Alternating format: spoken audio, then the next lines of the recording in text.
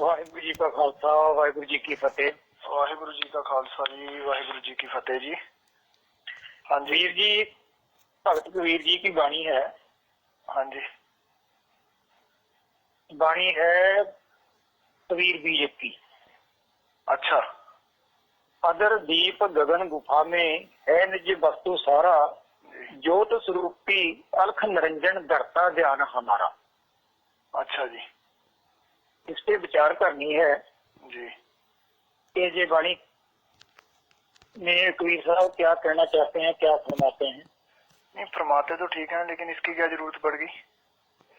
जरूरत ये पड़ गई कि जो जहाँ दूसरे पंथों वाले लोग हैं ना, इस वाणी की मेरे ख्याल गलत अर्थ करते हैं इस वाणी का। कैसे, क्या कहते हैं वो, क्या कहते हैं? वो कहते हैं कि कबीर साहब कहते हैं कि जो अलख निरंजन है वो भी हमारी भक्ति करता है। अच्छा, उल्टे अर्थ कर लिए हमारे के। जी, ठीक है। यानी हमारी साधना करता है वो।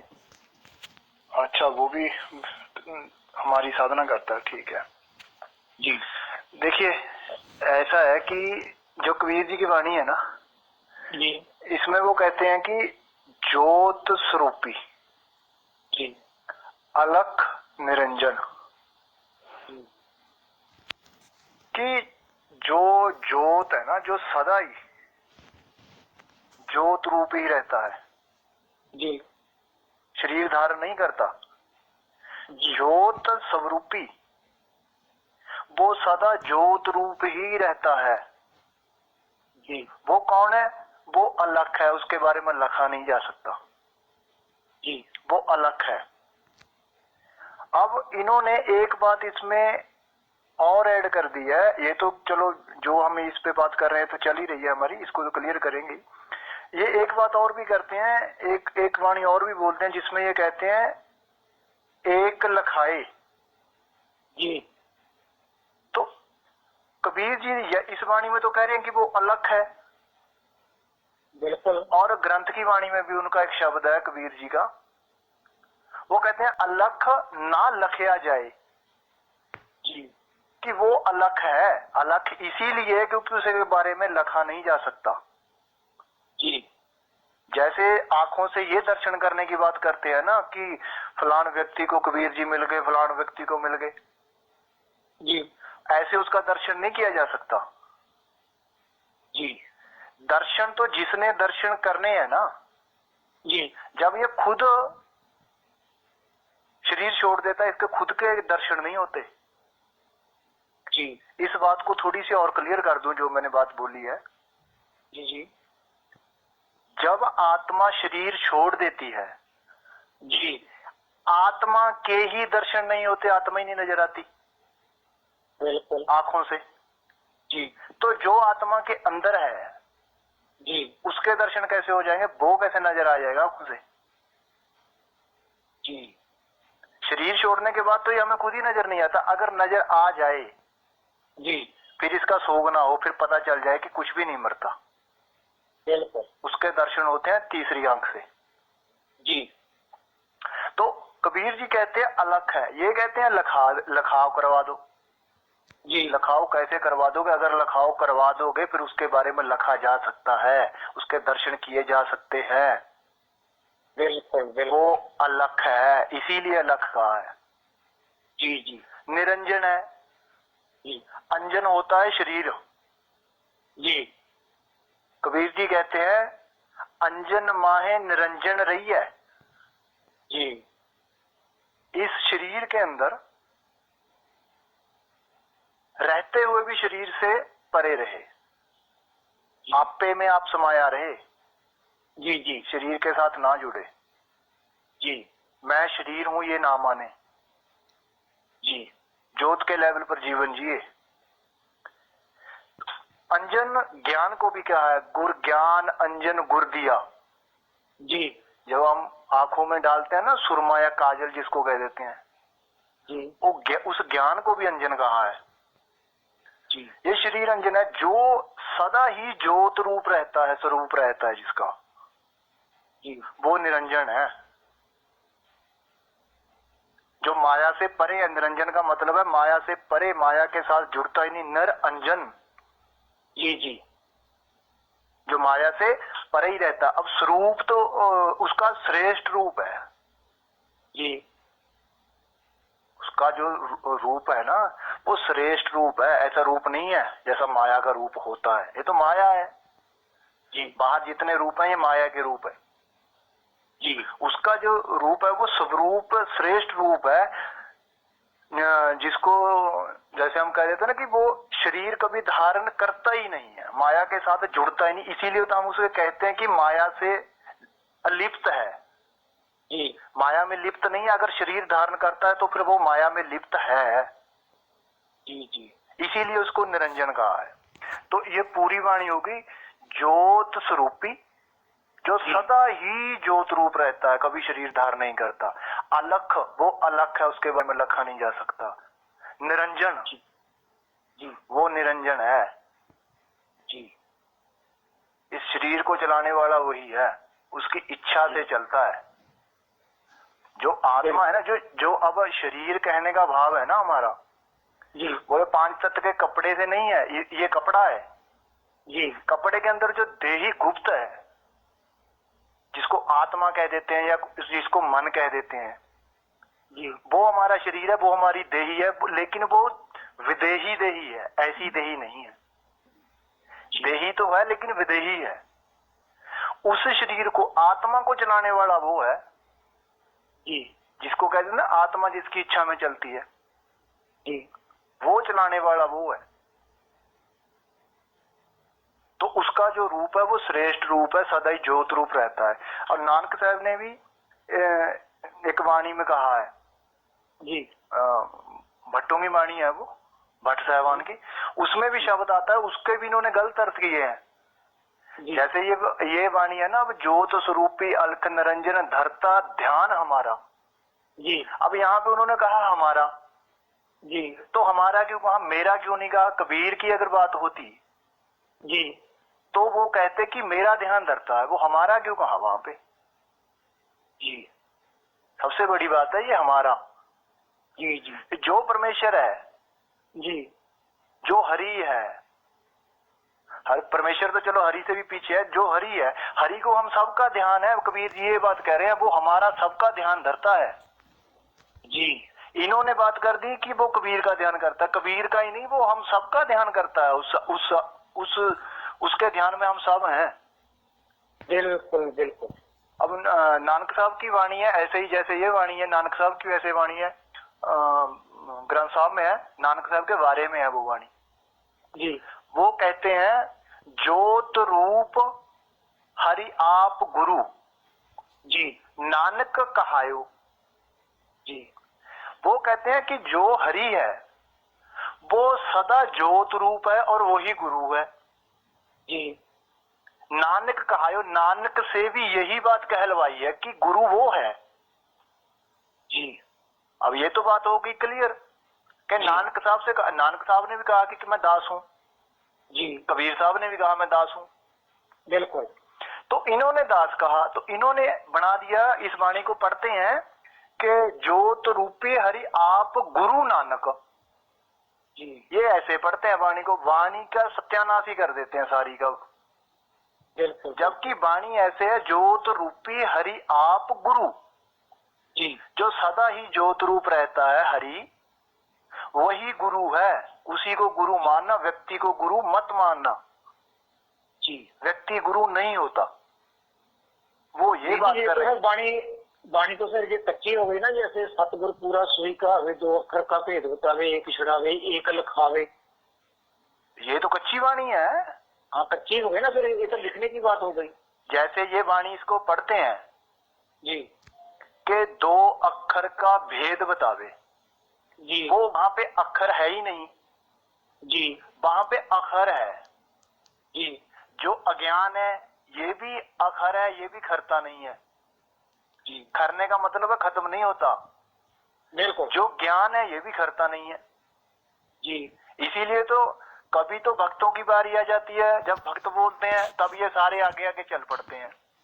जी जब इनकी बारी आती है, भक्तों का काल रुक जाता है। जी वक्त कोई संसार में नहीं रहता। जी जी तो ये अपनी चला लेते हैं। जैसे आप बिल्कुल। अंधेरे में गाड़ी लिए जा रहे हो, जी गाड़ी की लाइट जल रही है, जी जहां तक लाइट जा रही है वहां तक प्रकाश है, बिल्कुल। लेकिन जो अंधेरा है वो भी तो उतना ही तेज भाग रहा है जितनी तेज गाड़ी भाग रही है। जी जी लाइट बंद कर दो, उसी टाइम अंधेरा आके घेर लेता है। बिल्कुल। बस जब आप विचारना बंद करोगे, अज्ञानता उसी टाइम आपको घेर लेगी। जी तो ये दोनों अखर हैं। जी जितनी तेज सूरज भागता है, जी रात को खा जाता है। अगर सूरज की रोशनी पड़ रही है, रात को खा जाता है, अंधेरे को खा जाता है। जी लेकिन अंधेरा भी सूरज से डरता तो नहीं है। बिल्कुल नहीं। अंधेरा भी उतनी तेज भागता है जितनी तेज सूरज भागता है। जी इसीलिए दोनों ही, अज्ञान भी अखर अखरता नहीं है, ज्ञान भी अखर अखरता नहीं है। जी ये चलते दोनों ही है। जी 250-300 साल सत्य की बात चलती है, जी 250-300 साल झूठ की बात चल जाती है। बिल्कुल। कि सत्य बोलने वाले कम रह जाते हैं, जी तो इनका बोलबाला हो जाता है। जी तो इस बात को जो कही है ना कबीर साहब ने कि धरता ध्यान हमारा, उसको हम सभी का ध्यान है। जी जो वरना पत्थर के अंदर कीड़ा है, जी उसको कौन खाने के लिए दे रहा है? वही दे रहा है ना। बिल्कुल बिल्कुल। सैल पत्थर में जंत उपाय तांका रिजक आगे कर धरया, करेगा। उसी ने रखा है। बिल्कुल। तो उसको हमारा ध्यान है। जी हमारे का भाव है हम सभी का, जितने भी जीव हैं। जी जी ये नहीं है कि वो हमारी भक्ति करता है। भक्ति करने की उसको क्या जरूरत पड़ी है? जी उसकी तो कोई भक्ति करेगा छूट जाएगा, नहीं करेगा अपना जो मर्जी करे, उसको मतलब नहीं है। अब ये वाणी ग्रंथ में भी इस बात का प्रमाण मिल जाता है। जैसे वाणी है 282 अंग नंबर पे है, जी वो कहते हैं टूटी गंडन हार गोपाल। जो हमारे मूल के साथ टूट गई है ना। अब कबीर जी ने हमारा क्यों कहा? एक मन है और दूसरा चित्त है। जी हमारा दो हो गए ना, जी तो हमारा ही कहना पड़ेगा या हम कहना पड़ेगा? जी जब अकेला बोलता है मन के लेवल, जब उस टाइम ये मैं कहता है, जी इसमें मैं होती है। जब मिलके चलता है तब हम होते हैं। जी ये बात सही है कि हम भी तजनी है, हमसे भी आगे चलना है, क्योंकि आगे शब्द आगे है। जो जिसको शब्द गुरु का है वो हमसे आगे है, दोनों से आगे है। जी लेकिन हम भी तजनी है। लेकिन तब तक हम तो कहेगा ना, दो तो मानेगा ना, बिल्कुल बिल्कुल। सबको एक समान तो मानेगा ना। जी तो कहते हैं जो इनकी टूट गई है ना मन और चित्त की, वो कहते हैं टूटी गंडन हार गोपाल सर्व जिया आपे प्रितपाल। सभी जीवों की प्रितपालना वो कर रहा है। जी तो ध्यान ही है तभी कर रहा है। बिल्कुल। बिना ध्यान के कैसे करने का? अगर कोई चीज आपके ध्यान में ही नहीं है जी तो आप उस चीज को कैसे संभाल लोगे? बिल्कुल। ध्यान है तभी प्रितपालना कर रहा है। सर्व जिया आपे प्रितपाल सगल की चिंता जिस मन माहे। उसके मन में हम सभी के लिए चिंता है कि ये अब यहाँ फंस गए जीव, इनको निकालना कैसे है। जी किसी को जल कैसे पहुंचाना है, कहाँ पे बारिश करनी है, कहाँ पे नहीं करनी है, कब धूप की जरूरत है। वरना अगर जीवों के अनुसार चले, धोबी हमेशा कहता है धूप ही रहे, जी ठीक है ना। तो जी। मोर हमेशा कहता बारिश ही पड़ती रहे, मेंढक कहता बारिश पड़ती रहे, मछली कहती है कि सारी धरती पे पानी पानी हो जाए। बिल्कुल। तो वो करता तो अपने हिसाब से है ना, तो उसको सबकी है जी किसके लिए क्या करना है क्या नहीं करना है। लेकिन उसकी चिंता हमारे जैसी चिंता नहीं है जैसी हम जीवों को है। हमें तो अपनी अपनी है, उसको सबकी है। सगल की चिंता सभी की, जी उसको सबकी चिंता है। वो चिंता ही उसका हुक्म है। जी जैसे एक अफसर है, जी ऊंचे ओहदे पे है, उसने शहर में से क्राइम खत्म करना है। जी उसकी चिंता है कि उसने क्राइम कैसे खत्म करना है। जो उसके नीचे काम कर रहे हैं सिपाही, जी उसके नीचे की रैंक के हैं, उनके लिए हुक्म है कि ये चीज मेरे को होनी चाहिए, उनके लिए हुक्म है। बिल्कुल उसकी चिंता ही हमारे लिए हुक्म है, वो जी। हुक्म ही बूझना है। उसी को कहा हुक्म बूझ परम पद पाई। जी सगल की चिंता जिस मन माही, तिसते व्यर्था कोई नाही, उससे व्यर्था कोई भी नहीं है। जी तो ये जब उससे व्यर्था है ही नहीं, तो फिर सबकी चिंता है उसको, सबकी प्रतिपालना कर रहा है वो, फिर सबका ध्यान है उसको। बिल्कुल। ये हम हमारे के जो कहा ना, हमारा इन्होंने अर्थ कर रही है ना कि कबीर जी कहते हैं कि वो मेरा ध्यान धरता है, ये मेरी भक्ति करता है। हाँ मेरी भक्ति करता है, वो उस चीज को ही क्लियर कर रहे हैं। जी तो आगे नानक साहब एक वाणी में और कहते हैं, वो कहते हैं नानक चिंता मत करो, जी चिंता तिस ही है, जल में जंत उपाय के तिना पिरोजी दे। जी कि तुम ये जो चिंता कर रहे हो ना, ये चिंता मत करो, तुम अपना यहाँ पे आ गए हो, क्या करने के लिए आए हो संसार में, वो काम की चिंता करो। जी रोजी रोटी की चिंता परमेश्वर को तुम्हारी है, वो तुम्हें देगा। जी और ये बात मुस्लिम भाई भी मानते हैं, वो कहते हैं कि रोजी की जिम्मेवारी अल्लाह की है, खुदा की है। जी जी बिल्कुल।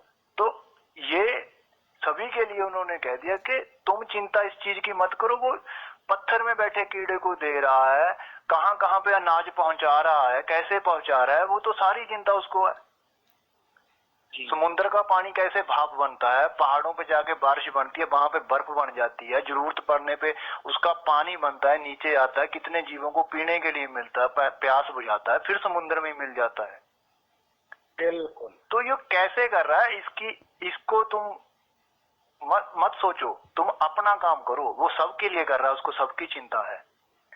जल में जंत उपायक है, जीव तो जल के अंदर भी पैदा किए हैं, बिल्कुल। तिना भी रोजी दे, उनको भी रोजी पहुंचा रहा है, सबकी पहुंच रही है। वरना तुम देख लो, नानक साहब कहते हैं ओथे हट ना चल रही, वहां पे किसी की दुकान नहीं है, बिल्कुल। ना को किर्त करे, वहां पे कोई किर्त भी नहीं करता। जी अर्थ ये नहीं है कि किर्त करनी छोड़ दो। जी कबीर साहब ने इसकी व्याख्या कर रखी है, हाथ पांव कर काम सबे, शरीर के साथ काम करने हैं, करते रहो, जी जी इससे रोका नहीं है। लेकिन चीत निरंजन नाल मन को जोड़ के रखो उसके साथ। भक्ति मन ने करनी है, शरीर ने नहीं करनी है, ये शरीर पे ले आते हैं भक्ति को।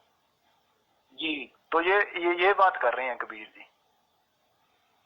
अरे जल में जंत पैदा किए तो उनको भी रोजी पहुंचा रहे, इसकी चिंता मत करो, तुम चिंता करो अपने काम की। बिल्कुल। किसको वो भिखारी से राजा बना देता, किसको राजा को भिखारी बना देता है, इसका किसी को नहीं पता कैसे कर देता है वो। जी तो धरता ध्यान हमारा की व्याख्या उनकी ये है। ठीक है जी, वाहिगुरु जी का खालसा वाहिगुरु जी की फतेह। वाहिगुरु जी का खालसा जी, वाहिगुरु जी की फतेह जी।